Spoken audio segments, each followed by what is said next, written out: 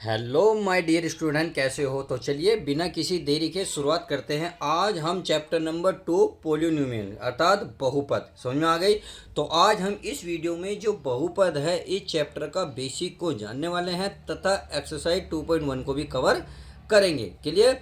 तो चलिए, इससे पहले आपने मेरी जो जितनी भी एक्सरसाइज हैं अर्थात 1.1 1.2 अर्थात पहला चैप्टर मैथ का नहीं देखा, डिस्क्रिप्शन में प्लेलिस्ट पड़ी हुई है, उसका लिंक है, तो आप वहां जाकर देख सकते हैं। मेरे सेकंड चैनल पे आप जीके जीएस अपने मजबूत कर सकते हो, वहां भी पढ़ सकते हो। सही है?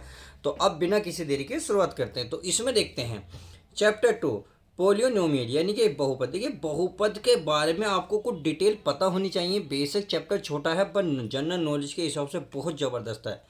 अब मैंने देखे यहाँ मान लो एक एग्जाम्पल लिया है। अब इसमें क्या क्या है, देखिए शर्तें क्या हैं, गुणांक क्या है, चर क्या है, अर्थात सब कुछ मैं इसमें बताने वाला हूँ। तो जैसे मान लो मैंने एक पी एक्स एक वैल्यू ली 3x⁻³ -4x² plus 3x+6। Clear? अब इसमें मैं कह रहा हूँ कि शर्तें क्या हैं। शर्तें का मतलब इसमें कितने आपके टर्म्स दी हुई हैं, कितने टर्म्स हैं। यानी कि देखिए 3x² जैसे ही माइनस आया तो एक टर्म्स ये हो गई, -4x² दूसरी टर्म्स ये हो गई, प्लस आती तीसरी टर्म्स बन जाती है, प्लस माइनस चिन्ह तो ही नेक्स्ट टर्म बन जाती है। तो आपने देखा एक टर्म, दो, तीन, चार। तो टर्म्स यानी कि आपको पता होनी चाहिए कितनी होती हैं, शर्तें कितनी हैं। शर्त समझ में आ गई? क्लियर? उसके बाद आता है गुणांक अर्थात कोफिशेंट। कोफिशेंट क्या होता है? जो अगर यहाँ देखो x है, अगर यहाँ x है तो यहाँ भी x है, यहाँ भी x है, यहाँ नहीं है। परंतु आप देख रहे होंगे इस px की जो हमने मानी है इसमें x दिया हुआ है, तो इसमें जो x के साथ लगा हुआ हो, ऊपर नहीं देखना, इसके साथ जो लगा हुआ मैथ का अंक उसको ही कोफिशेंट कहते हैं अर्थात गुणांक कहते हैं। जैसे x⁻³ के साथ कितना है 3, तो इसका जो गुणांक हो जाएगा 3 आ जाएगा। इसमें x की पावर कितनी है 2, जब x की पावर 2 है तो इसके साथ कितना है -4, तो ये -4 आ जाएगा। ऐसे ही x के साथ कितना है 3, तो x के साथ जितना भी है वो यहाँ आ जाएगा। बट आप एक कंडीशन देख रहे होंगे, इसमें इन सब में x है और इसमें x नहीं है। इसका मतलब है इसमें इसे नहीं लेंगे क्योंकि हमें तो x की जो गुणांक में होता है उसको वो चाहिए होता, परंतु ऐसा तो कुछ नहीं है। तो जिसमें x था उसके मल्टीप्लाई में जो भी मल्टीप्लाई में था अर्थात इनटू में था उसको हमने क्या कह दिया गुणांक, कोफिशिएंट। समझ में आ गई? तो देखिए बहुत सारे सवाल इसी से निकल के आते हैं। अब आते हैं वेरिएबल। कौन सा वेरिएबल दिया है? इसमें x दिया हुआ है, जैसे कि यहाँ क्या दे रखा y, क्या दे रखा है इसमें प्यारे बच्चों y, तो इसका y वेरिएबल हो जाएगा y, इसका हमारा हो गया x। बात समझ में आ गई इतनी? चलिए, इतनी बात समझ में आ गई। अब ये तो पी एक्स लिए था मैंने एक एग्जाम्पल, अब मैंने लिया पी वाई। तो चलिए मैं इसको भी अच्छे से समझाता हूँ। अगर मैं टर्म्स की बात करूँ तो इसमें टर्म्स कितने हैं, कितना है 2y, कितना है 2y², समझ में आ गई, कोमा प्लस आने के बाद दूसरी टर्म्स बन जाती कितनी है 4y, आ गई 4y, फिर कोमा, फिर इसके बाद जब लास्ट बचे कितना है -9, तो -9। तो आपने टर्म्स कितनी गिनी 1 2 3, 3 टर्म्स हो गई। अच्छा, अगर मैं कोफिशिएंट अर्थात गुणांक की बात करूं तो देखिए x² की गुणा में कितना है 2, अर्थात x के साथ जो लगा हुआ है मैथ का कितना है प्यारे बच्चों 2, तो 2 आप यहाँ लिखेंगे। ऐसे इस y के सॉरी यहाँ तो y था, y के साथ कितना है 2, यहाँ y के साथ कितना है 4। तो आपको चिन्ह बिना विदाउट चिन्ह वाला लेना है, आप चिन्ह वाला भी ले सकते हैं। सही है? क्योंकि हमें तो इसका गुणांक ढूंढना है। तो कितना है 4, कितना है 4। तो यहाँ y था, यहाँ y है, बट आप यहाँ देख रहे होंगे y नहीं है, ये आपका कांस्टेंट है, तो ये हमारा वैल्यू नहीं होने का। अगर मैं इसके गुणांक की बात करूँ तो इसका गुणांक 2 और 4 होगा। सही है? चलिए, अगर y का वेरिएबल है, y जो वेरिएबल है इसमें दो निकल के आगे गुणांक। अब वेरिएबल बताइए, ये हमने क्या माना y, तो यहाँ क्या है y है, क्या है y, यही वेरिएबल इसका y हो जाएगा। समझ में आ गई? उम्मीद है पहला एग्जाम्पल बहुत प्यार से समझ में आ गया होगा। अब चलिए आगे देख लेते हैं नेक्स्ट हमारा टाइप क्या कहता है, उसको भी अच्छे से समझने की कोशिश करते हैं। अब नेक्स्ट टाइप आपके सामने है, ये कह रहा types of polynomial on basic of number of the terms, यानी कि पदों की संख्या के आधार पर बहुपद के प्रकार, यानी कि पदों की संख्या के आधार पर हमें बताना है कि जो पोलिनोमियल है बहुपद हैं वो कितने प्रकार के होते हैं। तो देखिए कितने प्रकार के होते हैं, आप अपनी किताब के अकॉर्डिंग बात करेंगे मैं माय डियर स्टूडेंट, क्योंकि ये जो है आपकी किताब में इतना ही दे रखा, नहीं तो ये आगे भी चलता है, बट मैं आपको सिर्फ किताब के लेवल का ही पढ़ाऊंगा, किताब से आगे बिल्कुल भी नहीं भटकना हमें। अगर देखिए आपने मेरे सेकंड चैनल को लाइक और सब्सक्राइब नहीं करा तो प्लीज़ कर लीजिएगा, डिस्क्रिप्शन में मेरे सेकंड चैनल का लिंक पड़ा हुआ है। अब चलिए यहाँ चलते हैं। मोनोमिनियल अर्थात एक पदी होते हैं जिसमें एक वेरिएबल हो, एक मैथ का अंक हो, अगर ना भी होगा तो भी चलेगा। अगर यहाँ मैं कहने लूँ एक्स, तो एक्स की आप एक कह देंगे एक पदी का मतलब है जिस पे पावर भी क्या हो, एक ही हो, किस पे पावर भी एक ही हो, तो उसे कहते हैं एक पदी। बात समझ में आ गई, एक पदी। चलिए अब यहाँ पद की हम अभी पावर की बात नहीं करेंगे, ध्यान रखना, हम केवल इतने की बात कर रहे हैं। तो एक पदी। अब द्विपदी, यानी कि देखिए बिनोमियल यानी कि द्विपद क्या होता है, जैसे ही प्लस माइनस आ गया दो पद बन गए, एक तो ये बन गया 5x प्लस आते ही दूसरा पद चालू हो जाएगा, यानी कि 5x प्लस 4। तो आपको एक पद ये रहा, एक पद ये रहा, दो दिख गए, प्लस से पहले एक ये रहा, ए प्लस के बाद एक ये रहा, यानी कि 5x प्लस 4, तो टोटल कितने हो गए, 2। तो इसे कहेंगे दो पदीय। क्लियर हो गई। चलिए अगर मैं तीसरे की बात कर लेता हूँ, तो तीसरे को देखिए, यह है 3x² प्लस 6x माइनस 4, ट्रियोमिनियल यानी कि त्रिपदीय। आप देख रहे होंगे इसमें 3x प्लस, देखिए 3x² एक हो गया, प्लस आते 6x दूसरा हो गया, माइनस 4 ये हो गया तीसरा, अर्थात इसमें कितने पद हो गए, 1 2 3, तो 3 पद हो गए। क्लियर, बात समझ में आ रही है। यानी कि आप जैसे ही प्लस या माइनस कोई भी संख्या में देखोगे, उसे प्लस माइनस हो तो ही ध्यान रखना वो आपके गिनती में आ जाएगा। जैसे प्लस से पहले एक है, प्लस के बाद 2 है, फिर माइनस के बाद है, तो टोटल कितने हो गए प्यारे बच्चों, 3 हो गए। उम्मीद है अच्छे से समझ में आ गया होगा। अब चलिए 1 2 3, अब आता है जैसे अगर 3 से ज़्यादा हो जाए, तो 3 से ज़्यादा कितने भी हो जाएं उसे ध्यान रखना पोलिनोमियल कहेंगे, क्योंकि इसकी कोई आगे कंडीशन नहीं दी हुई होती है। तो इसका मतलब 1 2 3 4, अगर 5 6 7 कुछ भी होते सब चलता बहुपद में ही आ जाते। बात समझ में आ गई, उम्मीद है अच्छे से समझ में आ गई होगी। तो एक पदी द्विपद त्रिपदी बहुपद क्या होते हैं अच्छे से समझ में आ गई।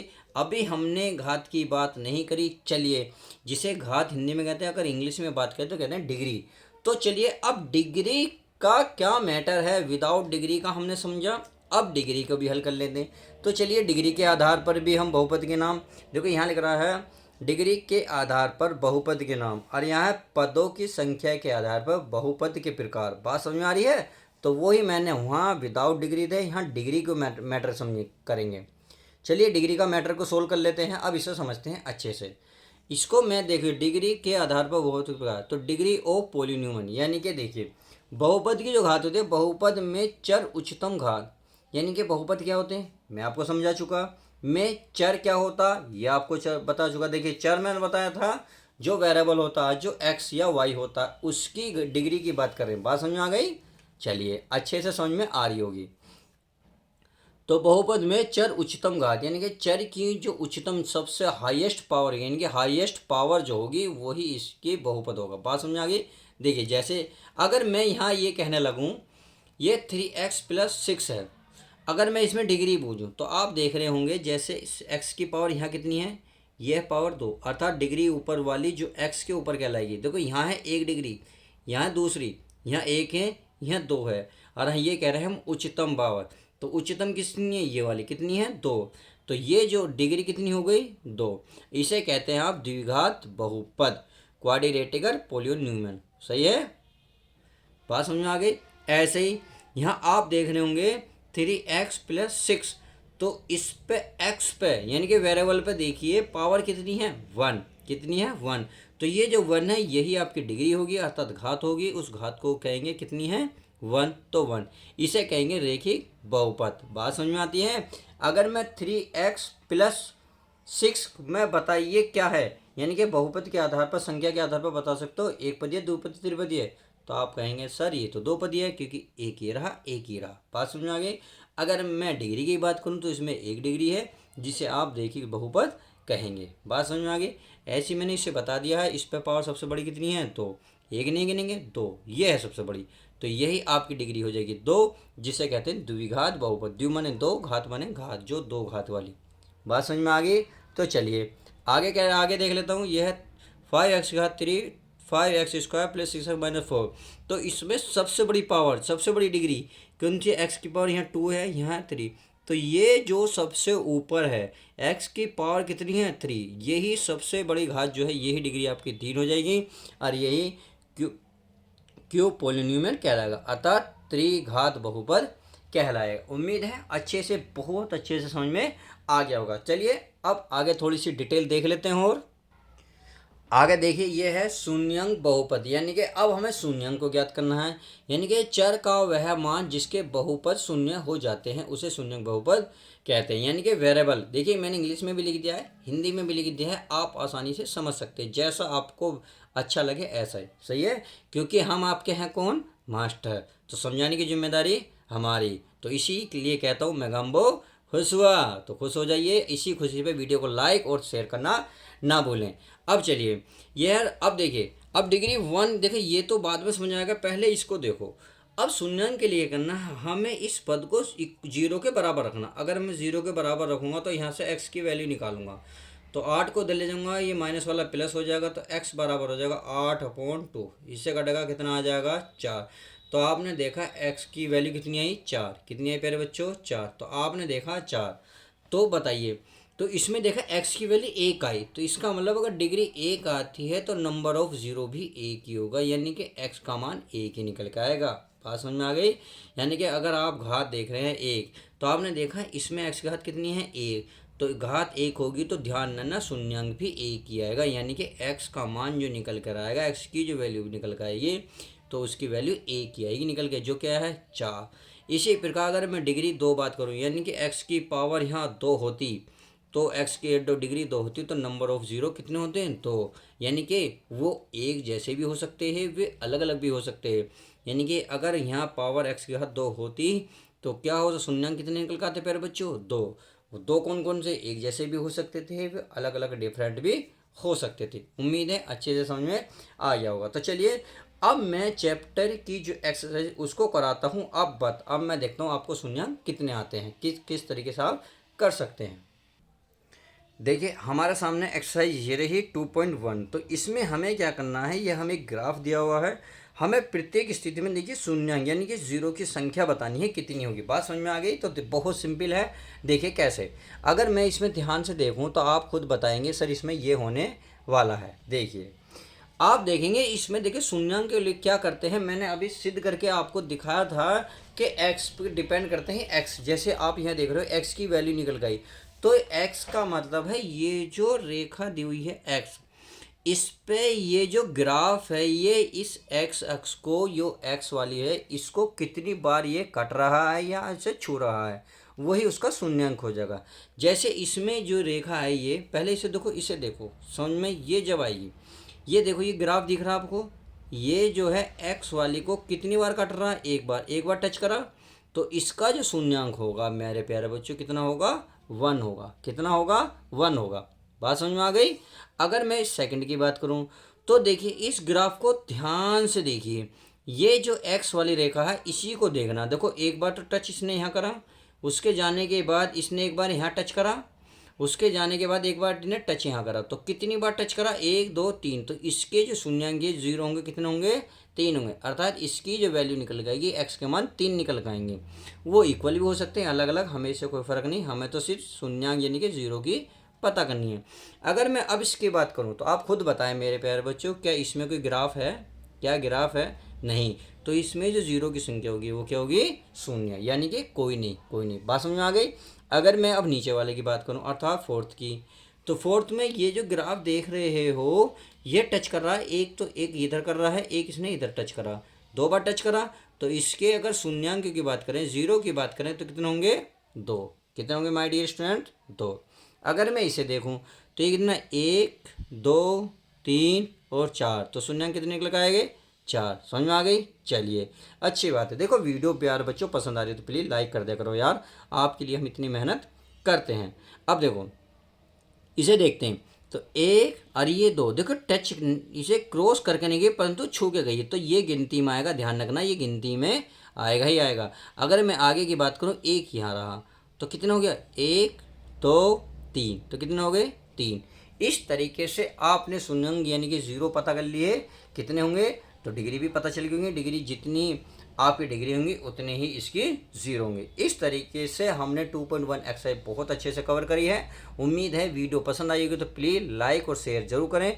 कुछ कहना चाहते हो तो कमेंट्स में जरूर लिखें। तो चलिए मिलते हैं नेक्स्ट एक्सरसाइज के साथ, जब तक के लिए दोस्तों goodbye, take care, love you guys my dear student. अपना ध्यान रखें, फोकस करें पढ़ाई पर।